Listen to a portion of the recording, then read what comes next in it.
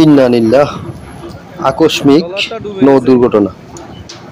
আমাদের সকলের পরিচিত মুখ শাহজাহান ভাইয়ের ট্রলারটি সায়রা জাহাজ ডায়মন্ডের চর থেকে নামার সময় বাতাসের কারণে আনকন্ট্রোল হয়ে ট্রলারটি ডুবে যায়। শাহজাহান ভাই সায়রা জাহাজে ছিল, ওখান থেকে লাফিয়ে নামলো, নেমে ওনার ট্রলারটি উদ্ধার কাজ করলো।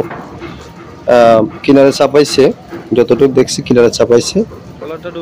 তো এই আর কি, জাহাজ ওঠানামার ক্ষেত্রে সকলে সতর্ক থাকবেন, ডাইনাভাবে দেখে বাতাস পানি হিসেব করে নামবেন।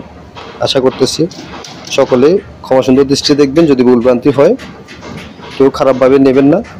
ট্রলারটি চোখের সামনে ডুবে যাচ্ছিল, সেই হিসাবে ভিডিও করলাম এবং সকলের অল্প কিছু শিক্ষা নেওয়ার জন্য বা বোঝার জন্য ভিডিওটা ছাড়লাম আর কি। ধন্যবাদ সবাইকে।